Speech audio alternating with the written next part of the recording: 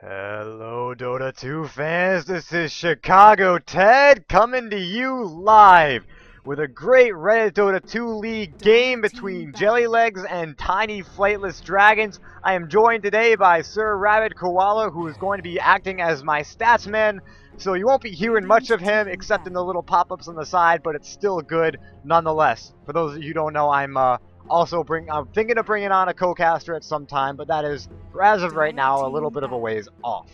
Alright, so I gotta jump quickly into this draft because it is starting without me, well, way ahead of me. So without further ado, let's go right on into this. And already we have the first two bans out, Treant Protector and Bat Rider. Bat Rider, a very common ban, but Treant Protector, not too common to first ban, but definitely should be. He's a very powerful hero, especially in the early game, helping out his teammates in early ganks and just giving them overall survivability as well as healing, which he can get pretty much free tangos for a very low mana cost. Outer World Devourer going out though, a good hero to ban out if you're planning on a conventional mid, maybe a Puck or a Storm Spirit, heroes that really rely on their intelligence to do damage, and he's one of those heroes that does really well against that. Lifestealer is the next one to go out. A very good earlier carry, peaks pretty early, but stays very powerful throughout the mid to late game, and can output a lot of damage, scaling with his opponents, dealing damage based on their total health. So overall, a really good hero. He's very fast at farming. In fact, he's one of the easiest heroes to farm with. If you get a Quelling Blade and level up Feast on him, you can get a lot of last hits. In fact, perfect last hitting is very easy and very common with a Lifestealer. Although banning him out makes it so that you don't have to worry about that constantly farming Lifestealer creeping up on you into the mid game. Darkseer, for definitely first pick material. He's a great team fight hero, pulls everyone together, drops the wall, dropping the base here and there with the Ion Shell, doing great passive damage in lane, allowing him to get a little extra last hitting and some that good XP despite not being able to be in the lane itself. And that's what makes him a very effective farmer.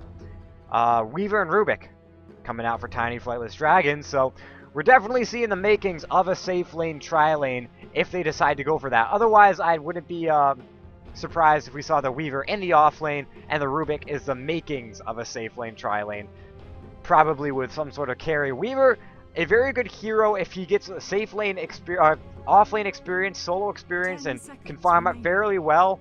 And once he transitions into that tri-lane to help it gank, he's pretty much an unstoppable force, giving plenty of space for that carry to farm and making 4v5 a very possible reality if they decide to go for a very late game carry such as an Anti-Mage or a Phantom Lancer or even a Spectre. But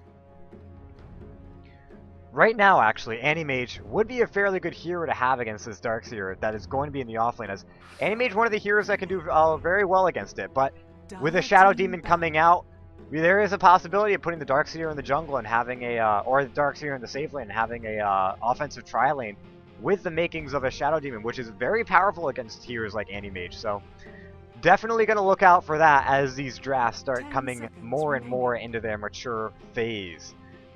As of right now, though, we can pretty much conclude that we have an offlaner on each team, possibly, and one piece of a safe lane tri-lane. So both teams are probably going to go for that safe lane if I know this game to be what it is going to be.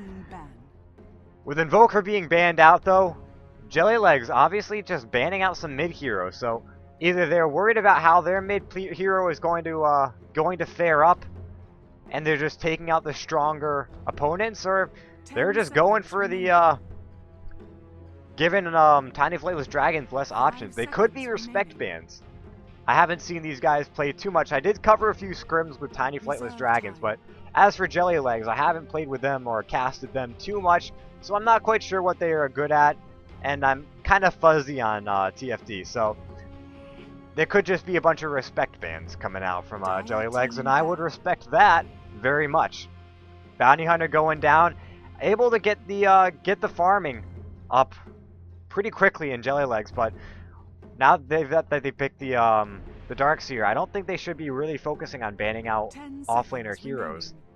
But of course, they could have a plan, and I don't hold it against them to stick to it. Bounty Hunter, a very good hero against the Weaver as he lays down the track. And the track is, when the track's on the Weaver still does have that good movement speed with his Scoochie, but he's always going to be seen, and that's going to mean that you can always land a stun on him while he's trying to scurry on away. The god of all worlds fallen to a single stun. Puck being picked out by Tiny Flightless Dragons. A very good, very quick hero, slippery, able to do plenty of damage while being able to avoid a lot of damage in and of himself, which is going to make him fairly good in this game depending on who he goes up against. With the Outer World Devourer out of the game, he doesn't have to worry about too much. Maybe a Queen of Pain, but even so, a Puck should win that engagement. But just like that, Queen of Pain does get banned out. Or has been banned out, rather. So, I'm just calling it as I see it, I guess. And I don't quite see the ban. So, let me just touch up on the Windrunner ban before I forget to. Windrunner being banned out. So, banning out an offlaner hero, because maybe they were expecting the Rubik and the Weaver to be taking the safe lane position. And Windrunner is an insane hero in the offlane, as she's got a great escape mechanism. Not the best if you're able to chain stun her down, but certainly a really good one if one of your main sources of damage is auto attack. And with a hero like Weaver, that is very much a possibility. Jellylegs waiting on their next pick. Seem to have hit a bump in the road here as they see Tiny Flightless Dragon's strategy, and it looks to be a very a mobile strategy. Get into the fight and just jump around, knock around. They Jellylegs want to really secure up some good stuns, and with the Magnus they're able to do that. Kind of taking out the effectiveness in the Puck and the Weaver at the same time, as if you can get both of those in a singularity and just burst them down from there without them able to use their abilities, you're going to have a really strong fight, as that's two heroes that are down immediately. And both of them are very squishy if you're able to take them out while they're stunned. Now, of course, Puck can phase shift out the RP, but honestly, this isn't Dendy. I'm not like gonna base Puck's effectiveness off his ability to phase out an RP. Now, it could very well be possible. These guys could be very good players, and I'm expecting them to be. But as it stands right now, I'm saying that the Magnus is going to be a very good hero with the Puck and the Weaver and the enemy team. Nyx Assassin, though, coming out, kind of scaring Jellylegs a little bit. They don't want to go for any real, now squishy late game carry, as the Nyx Assassin just eats that up. If the Nyx Assassin get off the ground, and with that pick, it could very well either be a Nyx offlane, Weaver, Rubik, and a third hero in the safe lane, or Weaver, Rubik, Nyx Assassin playing the tri-lane with the last pick being in the offlane, or Rubik, Nyx Assassin, the last player in the safe lane, and Weaver playing in the offlane. With a hero like Darkseer, though, I imagine you're going to have a ranged carry playing in the safe lane to get those last hits without dealing with the Ion Shell harass. So either they're going to pick up another ranged hero in the form of another carry, or they're going to pick up an offlaner, and we'll just have to wait and see on that. The Lina pick, though, a little bit surprising, but in all honesty, makes a ton of sense when you combine it with that RP and when you combine it with the vacuum. The Lina is going to be able to do really well if she can land that stun on everyone in that team fight, and it's just going to make it that much easier to take down heroes like Puck and Weaver. With the Alchemist banned out, though, it's going to reduce Jellylegs' ability to pick up a lane presence in the form of a hard carry. And that's exactly what they want. They want to force Jellylegs to pick a very squishy hard carry. And that would mean it's basically Nyx food. With only one ban to waste on that, though, or I say waste, but with only one ban to use in that attempt, then they don't really can't really ban out all the options, but Alchemist is probably one of the better ones to ban out. Anti-Mage coming out for Tiny Flightless Dragons. So I was saying how Anti-Mage would be one of those heroes that would be actually good against a Darkseer, as able to take out Darkseer's mana. Without mana, Darkseer is pretty much nothing. He has to rely on his Soul Ring, if he can pick one up, that is. to drop down the constant ion shell harass. And that means that he can't lay down double ion shells, which push the lane hard, get damage on the tower, and basically force Anti-Mage into a position where he's fighting with a lot of very little damage. And here comes the hard carry from Jellylegs in the form of a Luna. So I was expecting them to go for something melee so that they could give it cleave. But Luna, a very good hero when enemies are grouped up, as she doesn't need cleave. Her glaives jump from hero to hero and do a really good job at dealing damage to multiple heroes at the same time. So while heroes are being picked, let's go ahead and introduce our two teams. We've got, on the side of Jellylegs, playing on the Dire team, DVP playing Magnus, Cryptic on the Luna, I Am Become Death on Lina. Oh man, that's going to confuse me throughout the game. Barrist on Shadow Demon, Jealous Phoenix playing the Darkseer, and they got the nice little green Smeevil there. Playing with a pink flowery Smeevil. On the Radiant side, for Tiny Flightless Dragons, we got Mr. Nice Guy playing the not-so-nice Nyx Assassin. Lucky Fox picking up and dropping down on the Rubik. We got Pinky the Pirate playing his favorite hero, the Weaver, and Dakeen dropping to base on Anti-Mage. So all in all, oh, sorry, Static Water now on Puck. So all in all, these lineups are fairly well rounded out in terms of supports and carries, but right now we see 4 heroes rotating into the bottom lane with Cryptic sitting on the sideline. So he only has one way to run, and he goes the right way. They're not going to be able to find him out. The Surge on the Shadow Demon, which allows them to get the Disrupt off. If they're able to chain out, no, they're not. He gets away and doesn't level Mana Break. If he had leveled Mana Break first, he probably would have been in a little bit of trouble there, but luckily he's smart. So I expect him to offlane, offensive tri-lane with that Shadow Demons. Now, we're just going to have to wait and see. One of the main things I see with an Anti-Mage is the common cycle of Blink first, then Mana Break, Mana Break, Mana Break. That puts us at level 4, right? Or sorry, Blink first, Mana Break, Mana Break, then maybe Stats or Blink next, Mana Break, Ultimate. The thing I don't like about that is we know that a certain something also gets the Mana Break, and that's his illusions. So we see, as soon as Shadow Demon drops the Disruption on him, and he's caught in the midst of all his illusions, they're going to get at least one auto attack in on him. And Ping's coming out on the rune, but there's no rune there. The double damage is in fact up on the top lane. But as I was saying, so we got an Anti-Mage who might be low on mana, surrounded by mana-breaking illusions. Which means that Anti-Mage is not going to be able to run away. Which most certainly means a dead Anti-Mage. But we'll just have to wait and see how he does that.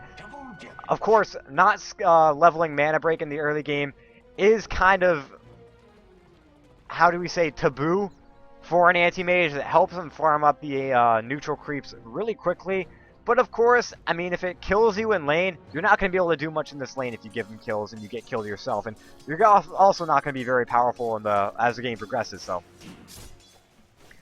Puck actually going to be able to do very well against this this Magnus in the mid lane, as Puck is a very natural counter to Magnus. All of his abilities are do have cast animations, and you can see them coming from quite literally a mile away. So he's going to be able to phase shift out most of them if Magnus isn't really smart about it, and we're probably going to see that as the game progresses. Rubik looks like he wanted to get something down on this Magnus early, but instead, going to walk down. Did he pick up the double damage? He did not. He's going to go in on this safe lane, tri lane, and just try to help out a little bit. I don't expect too much action coming out from this, as Jealous Phoenix can get the Ion Shell down to get his last hits, and then just stay away from the Weaver. And these two tri lanes staying very, very close together. I'm worried to see how this is going to turn out.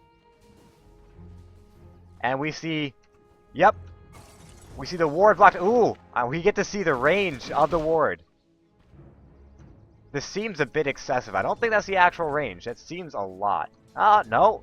Yeah, it's small. I don't know what's going on there, but is it? No, it isn't.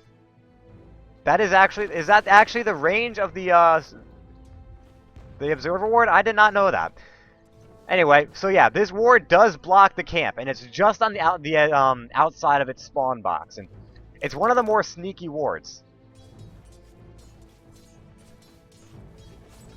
And to correct my stats man, block range doesn't equal vision range, no, but block range is actually the spawn box of the camp, and it has nothing to do with the ward itself.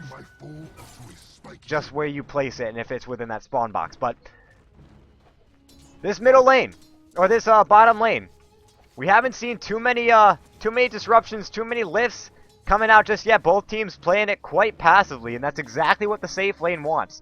An anti-mage with equal farm to a Luna, and in fact we can look at that right now, and anti-mage certainly does not have equal farm to Luna. In fact, Luna denying everything.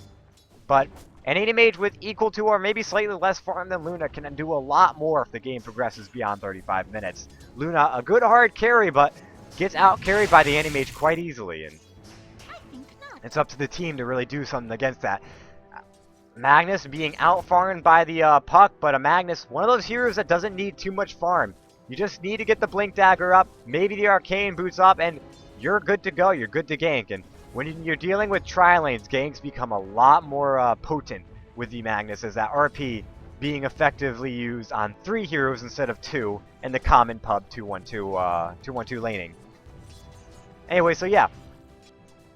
Darkseer, I would expect to be getting more farm, but he isn't using his Iron Shell to farm. In fact, keeping the lane relatively close to his tower. And the tiny Flightless Dragons, Mr. Nice Guy, knows that ward is there, but they don't have any real way to de-ward it now. They placed down the sentry, but they don't have any way to cut down the trees to get to the ward. In fact, no, they do have ways to cut down the trees. And they're going to do it. They're going to find the ward right here and take it out. So, exactly what they want right now. Going to unblock the camp at 4 minutes. Wasting 2 sentry wards to do so, but all in all, worth it if you're going to get the camp to pull and get the animation safe farm, which he most certainly is not getting. Jellylegs doing a very good job at freezing up the lane. A little bit of aggression going on top, but all in all amounting to nothing, as it looks like Darkseer just putting the Ion Shell down on the range creep. So not going to give him any kills or any harass with that, but certainly going to make that range creep do a little bit more damage, I guess. If things are close to him, which they usually aren't when you're talking about a range creep. So Cryptic, kind of holding off on his Lucent Beam. He could be using it to harass the Anti-Mage, get him off the lane, but all in all, Anti-Mage not too bad a farm. In fact, an Anti-Mage who hasn't died to this kind of lane right about now is an Anti-Mage who's winning the lane. And that's why I'm rather scared for Jellylegs right now. They're not doing too good of a job. As I say that, though, it looks like Weaver diving far into the tower with a vacuum, just short. And this is a very dead Darkseer, as Pinky the Pirate picks up first blood, time lapses out of the tower, but the tower decides to attack him a little bit. I'm gonna let my announcer call that one out. Okay, so first blood going the way of tiny Flightless Dragons, which is something that they really, really want in this game. If their offlane wins, then they don't even need to worry about the safe lane. If the safe lane's breaking even, then they're winning. And Magnus, just as I say that, coming in with an Invis rune. And there are no sentry wards down for safe lane, but they know he's missing. And they're going to go ahead and back off. In fact, no, he might have walked right over the sentry ward. He might have walked right over the sentry ward and they couldn't see him. But it looks like they might still get caught out right here, as 2 are in RP range, and they both get caught out. And Magnus struggling to bring him back in. He does get lifted up and impaled. He's taking a lot of damage right here. Light Strike Array completely missing on all of them. And Magnus taking a lot, the rotation in from the Weaver. And the Weaver picks up the kill. The Shadow Demon does get the Rubik, but the Weaver picks up the Shadow Demon right after that. And that's a 2 for 1. Dire's middle tower is under out attack. On for tiny Flightless Dragons as they go up 3-1 in this 6-minute game. Overall, a really good rotation in from the Weaver as he sensed danger.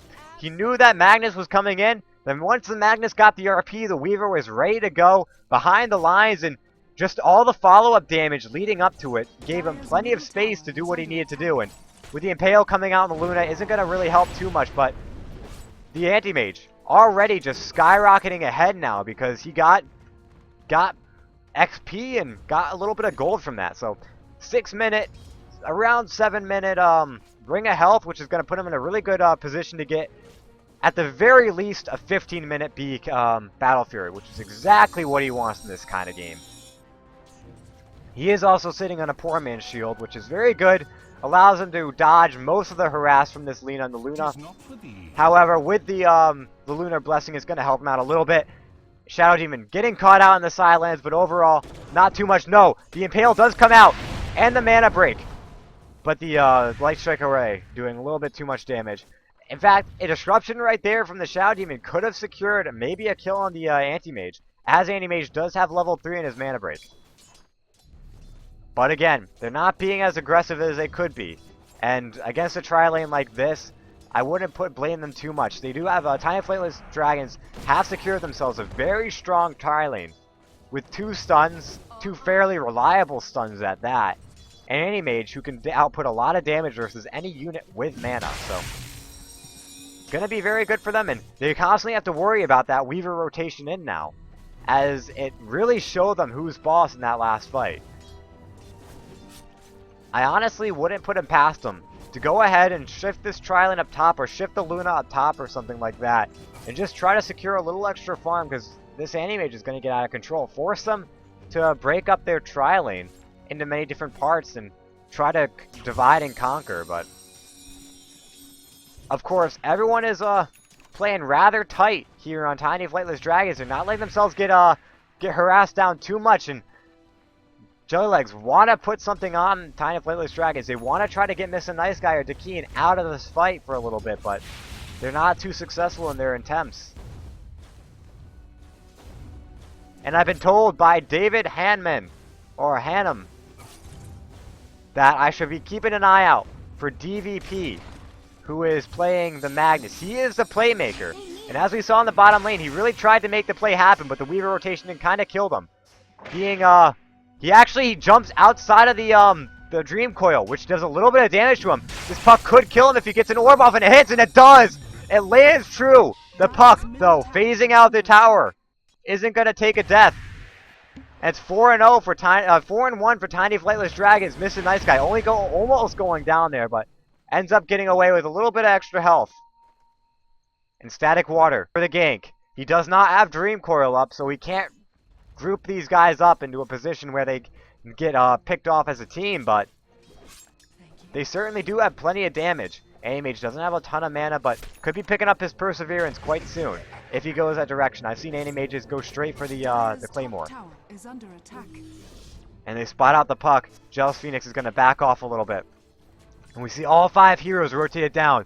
There is an RP on the Magnus, but he isn't anywhere close to his Blink Dagger, so don't see any sort of strong initiation from him. However, this Anti-Mage does not have a ton of mana, and one disruption on him could mean the death of him. Meanwhile, Pinky the Pirate getting plenty of free farm up top and doing great damage towards this tower. Jellylegs are caught in a very bad position there, where either they fight and hopefully not lose, and then lose their top tier 1 tower, or they waste all this time just to go and split up and defend the tower and not get anything happening down bottom. I think the latter is what they're going to choose, caught in between the rock and the hard place, and right now both are equally as painful. Meanwhile, DVP not as good as the position as he wants to be. Of course, he was poised to lose this lane the moment they picked up the puck, and the puck not staying in his phase shift long enough, catching the back end of that shockwave, so taking the damage from it. But as I was saying, he was poised to lose this lane as soon as the puck got picked, and even though he's doing almost well, he's still down almost 30 last hits, which is going to mean a very little farming opportunities for him. And Dakeen picking up his Perseverance is going to make this a little bit scarier. He is sitting quite a ways away from his Battle Fury, so a 15-minute Battle Fury might be a little bit fast of an estimate, but if they can pick up a few kills in this lane, I definitely think it's possible. 2 heroes rotated in mid to try to fight this puck, but All in all, none of these heroes are real playmakers except for the Magnets, but he wants to go in the tri-lane. Disruption out on the anti-mage. We see he has no mana left anymore. In fact, they could probably kill if the Luna focuses him down, and that's what he's going to do. Lucid Beam out on the anti-mage, takes him out. Lina getting away just barely. The Luna able to do a little bit more damage, running away due to the Weaver, who might actually get the kill here if he decides to dive into tower, and he does. The Geminate proc is going to pick up the kill, and Weaver is going to get out safe and sound. Pinky the Pirate picking up a dominating spree. And now sitting at 2,300 gold, which is going to mean a Lincoln Sphere. Going to happen pretty soon for this Weaver, and that's exactly what he wants, especially since the Anti-Mage took a death right there and is going to be out for his Battle Fury until at the very least the 18-minute mark. And even then, that seems a bit fast. Looks like in the middle of all that action, it looks like top tier 1 went down, giving a little Anti-Mage a little bit extra boost. However, he did go down, which is something he certainly does not want. And it looks like a 5v5 situation brewing in this bottom lane. Overall, it's helping out the tiny Flightless Dragons a lot more as this Anti-Mage getting the farm while Jelly Legs are trying to make things happen. And with that pick up and drop and the orb, DVP, the playmaker for Jelly Legs, not able to find the play, not able to make the play, and they're going to be backing off and wasting plenty of time. Meanwhile, Anti-Mage doing a great job, accelerating his farm a little bit, and just trying to catch back up into this game. Weaver is going to go ahead and go onto the mid lane. Puck picking up the Blink Dagger. This game quickly going against Jelly Legs. We see the XP and Gold Grass sitting at about 4k and climbing each in Tiny Flightless Dragons' favor. So, all in all, Jelly Legs need to perfectly execute their next few fights if they want to pull themselves into this game. Luna's a very stubborn hero and can push down towers really quickly. If they can win a team fight, they'll push down a tower a lot faster than Tiny Flightless Dragons will. However, Tiny Flightless Dragons, once that Battle Fury comes up on the Anti-Mage, are going to be one hell of a split-pushing team. And we see the level 2 Lunar Blessing doing a lot of damage on this bottom tier 1, but they're trading it for their mid tier 1. So it's going to be a 2-for-1 in terms of towers. Top tier 1 going down a while ago, but still. And middle tower, the tier 2 is under fire. No TP support in just yet. In fact, it is going to come in. 3 heroes going to come rotate in, but Weaver, being the slippery hero that he is going to back right on out. And he does have something coming to him. It is his ultimate orb. So the Weaver, sitting on an ultimate orb, sitting on a ring of health, he's very close to his Lincoln Sphere. And we could see that coming up at maybe 22 minutes. Maybe even faster, he's able to pick up a few more kills, which would be absolutely insane. The pickup onto Cryptic, caught in a very bad position. Drops the Eclipse though, and it's hitting on 2. He's able to pick up the Rubik as the Keen backs on out. But it looks like Pinky the Pirate picking up a double kill, maybe even making a triple kill. As he finds 2, finds 3, finds 4 in the middle lane. And it looks like an unstoppable and a killing spree for Tiny Flightless Dragons, as a Puck able to pick up 2 as well, despite being out of the fight. He does go down on his own though, and not exactly what he wants, but picking up a few kills, he inevitably gets the benefit from that situation. And looking at the farm, looking at the current gold, rather, the hero level, we're seeing Jelly Legs are not in too good of a position. We see net worth. Luna's trying to keep up, but not doing a great job. She's higher than the Anti-Mage, but a farmed Weaver from the 20 to 35 minute mark, even beyond, if you're not able to keep up with them too hard, is going to be pretty difficult to fight up against. And that's going to really show as we start seeing, or we just saw, how much damage he does. And it's only going to get more and more as he gets closer to that Lincoln Sphere. Radiant's middle tower is under It looks like attack. the mid tier 1 under fire, but there are plenty of heroes poised to defend it. And there is a Dream Coil up for Puck if he wants to do something. Mr. Nice Guy sitting in his Vendetta. There's 4 grouped together. 2 isn't enough to take him down. All 5 actually. If more heroes rotate in and they get a 5-man Dream Coil, I fear for Jelly Legs a possibility of ever getting back into this game. And we see the rotations coming in from Pinky the Pirate and from Lucky Fox, and we see Puck wants to make something happen. Wants to make it happen, and in fact, He's going to do his very best. He does have the Blink Dagger. If he can drop it down, this could be huge. But as of right now, they're sitting on each end of the river, staring at each other, wanting to do something. The Magnus doesn't have his Blink Dagger yet, so he can't really initiate on Tiny Flightless Dragons. It's all up to see whether they do it themselves. And here we go. Only 2 men caught in that Blink Dream Coil, but it is both supports. The RP catching on to the disruption, sparing Static Water a little bit. Pinky the Pirate time-lapsing out most of that damage, and it looks like he's got to take out the Magnus, and the Darkseer going to be next to fall. That is 4 heroes down, and almost 5 as Cryptic next to go, but he does pick up the Nyx Assassin in the meantime. Unfortunately, though, I don't think he's can get away from that. He drops the Eclipse, and it's hitting! It almost kills Pinky the Pirate. 1 or 2 more seconds, and Pinky the Pirate might have died. But instead, Luna gonna go down, and that's a triple kill for Tiny Flightless Dragons, more specifically Pinky the Pirate, and that's a full team wipe going against Jellylegs. We look at the Golden XP graphs, and it's just constantly climbing. And against a team with a hard carry in the form of a Anti-Mage, this is not what you want. It's coming up on 18 minutes, and he's very close to his Battle Fury, so... My new guess is going to be 19.5 when he picks it up. But just like that, Pinky the Pirate picking up another kill, does have his Lincoln Sphere. I did not record the time, but I'm going to guess it was about 17.5 minutes.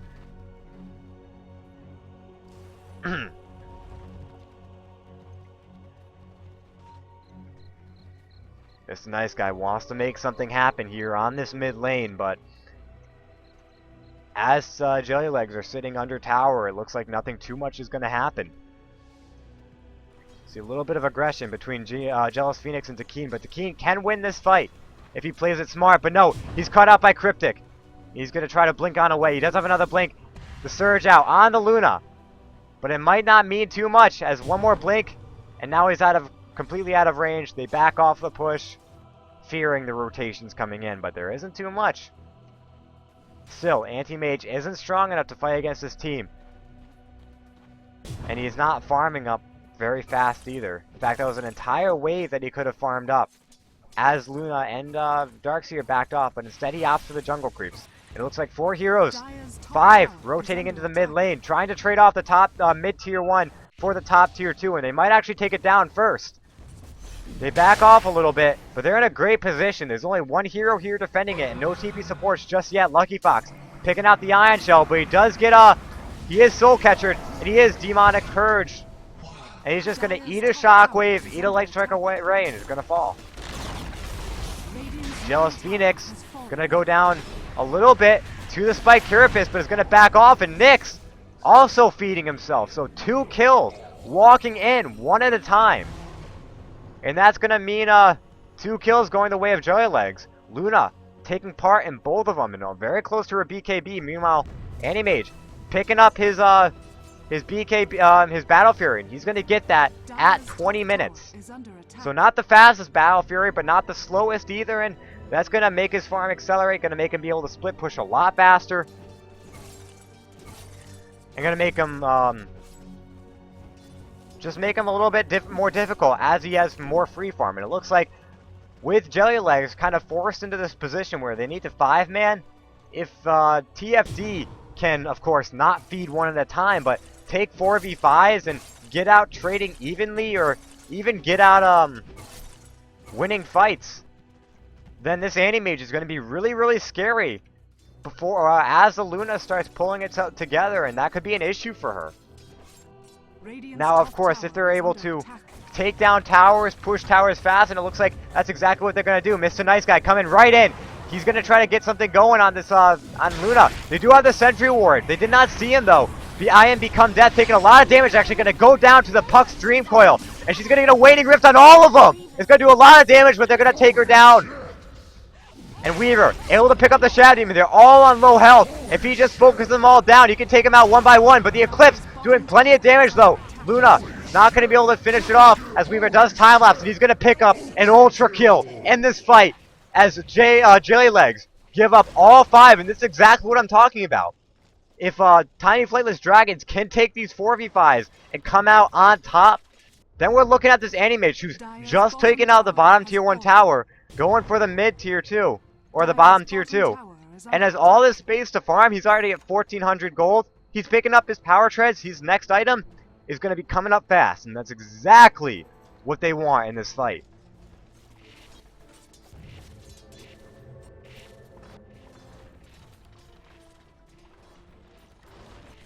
To answer Deaththorm, as remember, this is a 2-minute delay, so I'm talking to you 2 minutes away. This is a Lincoln Sphere. Basically what it does is it blocks a targeted spell once every 20 seconds. And just like I'm saying that, it looks like the Impale coming out on the Dark Sea, who's going to fall rather fast. Tiny Flightless Dragon is picking up a solo kill, but spells like the Lucent Beam that you have to target onto the Weaver, he's going to be able to block that once every 17 seconds. Which means that gives him a little extra time to time-lapse away and get on away, which is a very good item for a hero like a Weaver who needs to really get himself away. And I'll leave that up. I'll put the tooltip up for you. No, there is no tooltip for it.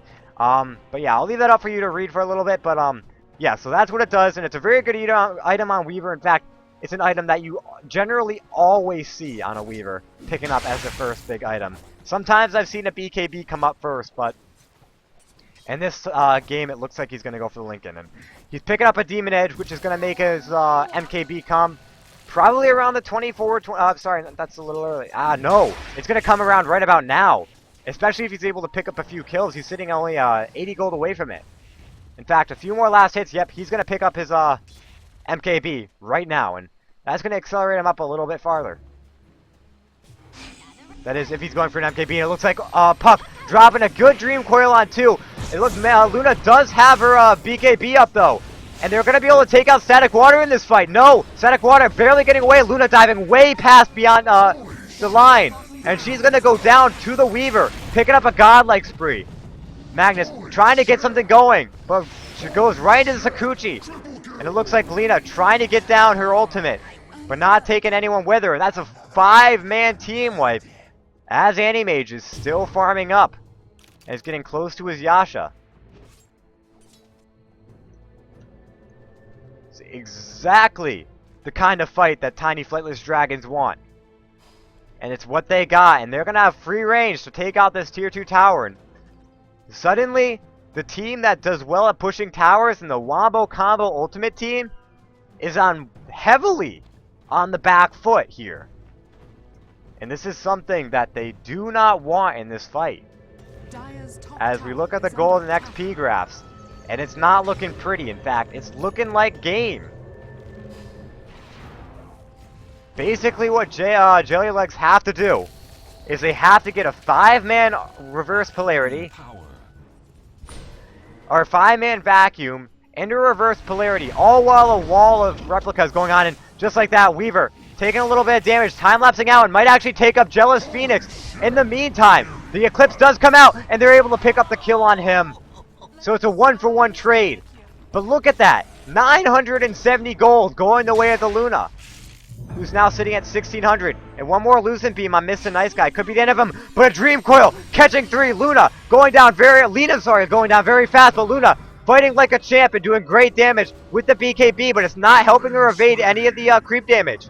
And her BKB wears off. One more Fade Bolt could be enough to kill her. But the orb misses, and it looks like Weaver bought back. He wants blood, and he's going to find it in the form of a Luna, who's trying to TP out, and she's going to get it. Shadow Demon falling on her behalf, but Luna living to fight another day. Even when she's able to drop the BKB, then there's still a ton of auto attack damage. I mean, you see this Weaver's hitting for 247 damage, and with Geminate, it's twice that. So, in all honesty, the BKB isn't going to save her anymore. She needs to pick up some lifesteal and pick up some good items. Which, now that they're on the heavy back foot and their jungle's getting farmed, this Luna's running out of options. Helm of the Dominator, usually one of the first items I pick up as you can stack that Ancient Camp, but with a team like Tiny Flightless Dragons, if they see that Ancient Camp, they're going to take it. And if you've got 2 or 3 stacks and you lose that, that's a huge fight. Ancient stacks are kind of like Roshan, in that big fights usually happen there, and at this point, Tiny Flightless Dragons can win almost any fight they get themselves into.